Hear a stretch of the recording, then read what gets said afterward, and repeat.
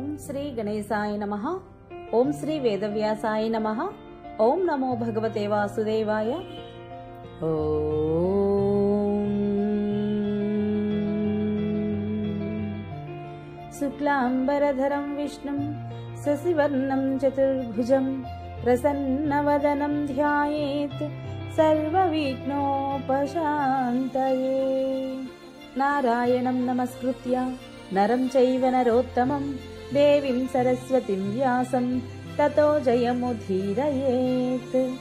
అనగా నారాయణ స్వరూపుడైన శ్రీకృష్ణుడికి, నరోత్తముడైన అర్జునుడికి, వారి లీలలను ప్రకటించే సరస్వతీదేవికి, దానిని రచించిన వ్యాసునికి నమస్కరించి అసుర భావాలను తొలగించి అంతఃకరణ శుద్ధిని కలిగించే మహాభారత గ్రంథ పారాయణకు ప్రేరేపించిన శ్రీకృష్ణ భగవానుడిని ప్రార్థిస్తూ ఈరోజు పారాయణలోనికి వెళదాం. మరి హరే కృష్ణ, అందరికీ నమస్కారం. మహాభారత గ్రంథ పారాయణలో భాగంగా మనం ఈరోజు 258వ రోజుకు వచ్చేసాము. ఉద్యోగ పర్వంలో ఉన్నాము. ఈరోజు మనము భీష్ముడు కర్ణుడిని అవమానించుట, కర్ణుడి యొక్క ప్రతిజ్ఞ, ధృతరాష్ట్రుడు దుర్యోధనుడికి నచ్చచెప్పుడు గురించి తెలుసుకుందాము.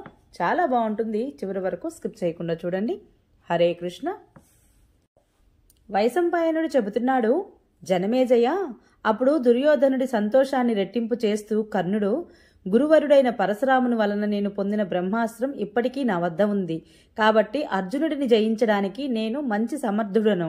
అతనిని ఓడించే భారం నా మీద ఉంది. అంతేకాదు, నేను పాంచాల, కరుష, మత్స్య దేశ సైన్యాన్ని, కొడుకులు, మనవళ్లతో సహితంగా మిగిలిన పాండవులందరినీ కూడా ఒక్క క్షణంలోనే చంపి శస్త్రాల ద్వారా పొందే లోకాలను పొందుతాను.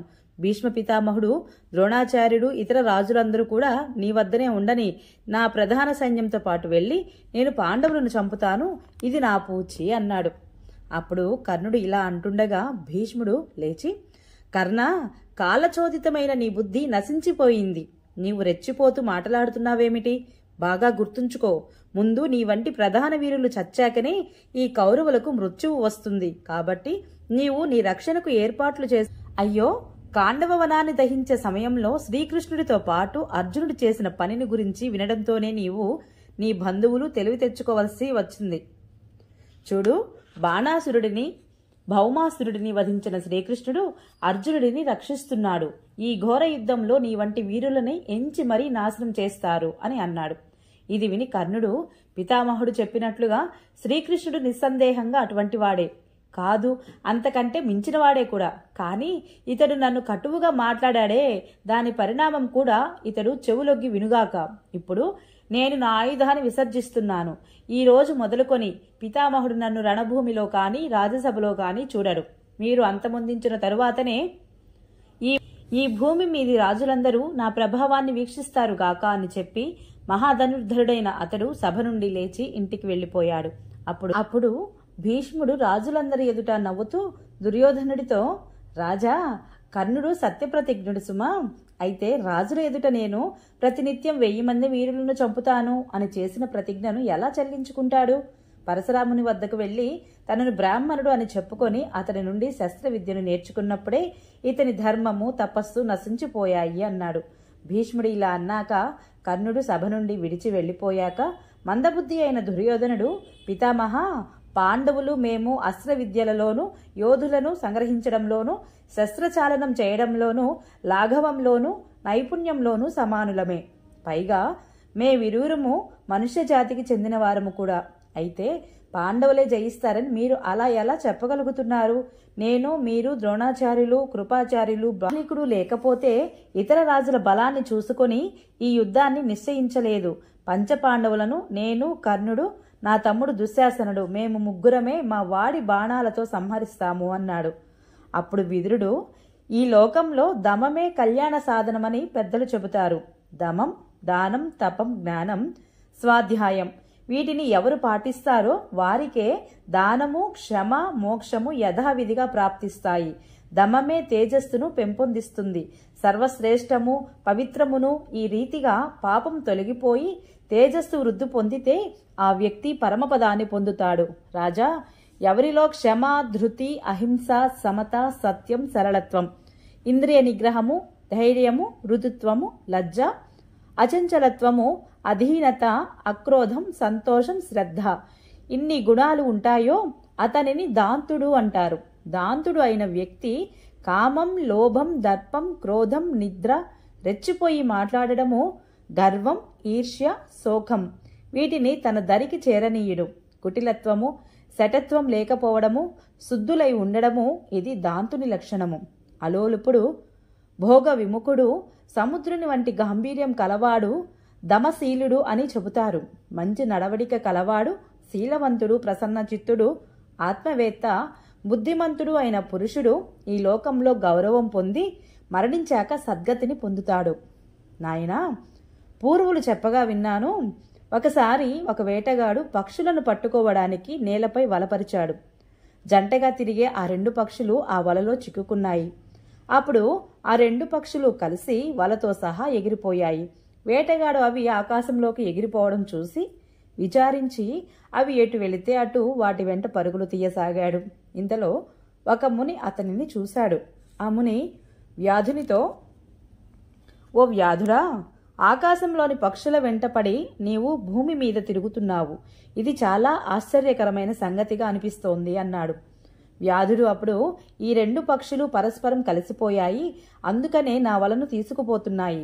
వాటికి ఎప్పుడు పరస్పరం పోట్లాట కలిగితే అప్పుడు అవి నాకు వశమవుతాయి అని చెప్పాడు. కొద్దిసేపటికే కాలవశాన ఆ 2 పక్షులు పోట్లాట మొదలైంది. అవి 2 దెబ్బలాడుకుంటూ నేల మీద పడ్డాయి. అంతే, వేటగాడు నిశ్శబ్దంగా వాటి దగ్గరకు వెళ్లి ఆ 2 పక్షులను పట్టుకున్నాడు. ఇదే రీతిగా 2 కుటుంబాల మధ్య సంపద కోసం పరస్పరం కలహించుకుంటే వారు శత్రువుల గుప్పిటికి చిక్కుతారు. కలిసి కూర్చొని భుజించడము, పరస్పరం ప్రేమగా మాట్లాడుకోవడము, ఒకరి కష్టసుఖాలు మరి ఒకరు తెలుసుకోవడము, పరస్పరం కలిసిమెలిసి ఉండడము, విరోధం వహించకపోవడము ఇవి జ్ఞాతుల పనులు. శుద్ధ మనస్కుడైన వాడు సమయం వచ్చినప్పుడు గురుజనుల యొక్క ఆశ్రయాన్ని పొంది సింహంతో సురక్షితమైన వనం వలె ఎవరికి వసుడు కాడు. ఒకసారి కొంతమంది భిల్లులు బ్రాహ్మణులతో పాటు మేము గంధమాదన పర్వతం మీదికి వెళ్ళాము.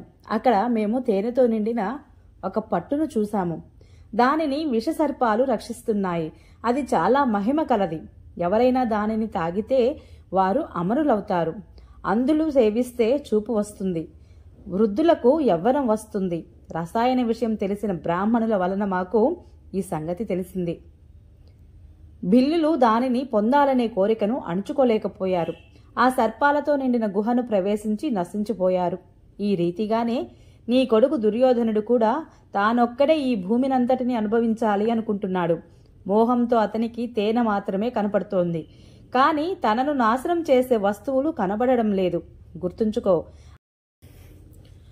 అగ్ని సమస్త వస్తువులను కాల్చివేసినట్లుగా ద్రుపదుడు, విరాటుడు, క్రోధంతో నిండిన అర్జునుడు వీరు యుద్ధంలో ఎవరిని ప్రాణాలతో వదిలిపెట్టరు. కాబట్టి రాజా, మీరు యుధిష్ఠరునికి కూడా మీ ఒడిలో చోటివ్వండి. లేకపోతే ఈ ఇద్దరికీ యుద్ధం జరిగితే ఎవరి విజయం కలుగుతుందో నిశ్చయంగా చెప్పలేము అన్నాడు. విదురుడు చెప్పడం ముగించగానే ధృతరాష్ట్రుడు ఈ విధంగా అంటున్నాడు. నాయనా దుర్యోధన, నేను చెప్పేది శ్రద్ధగా విను. దారి తెలియని బాటసారిలా నీవు చెడ్డదారిలో వెళుతూ మంచి దారి అనుకుంటున్నావు. కనుకనే నీవు పంచపాండవుల తేజస్సును అణిచివేయాలనుకుంటున్నావు. కానీ గుర్తుపెట్టుకో, వారిని జయించాలి అనుకోవడము నీ ప్రాణాలకు ముప్పు తెచ్చుకోవడమే అవుతుంది. శ్రీకృష్ణుడు తన దేహం, ఇల్లు, స్త్రీలు, కుటుంబం, రాజ్యం అంతా ఒక ఎత్తు, అర్జునుడు ఒక ఎత్తు అనుకుంటాడు.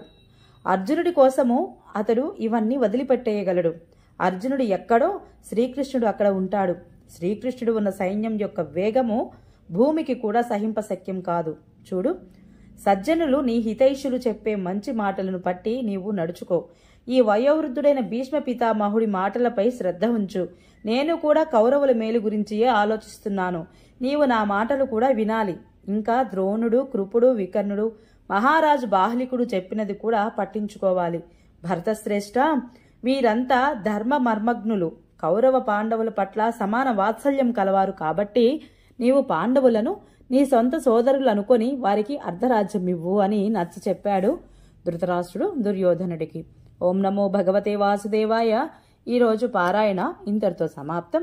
రేపు మనము సంజయుడు ధృతరాష్ట్రునికి శ్రీకృష్ణ మహత్యమును చెప్పుట గురించి తెలుసుకుందాము. ఈ వీడియో మీకు నచ్చినట్లయితే Please subscribe my channel, like, share, comment please. Thank you.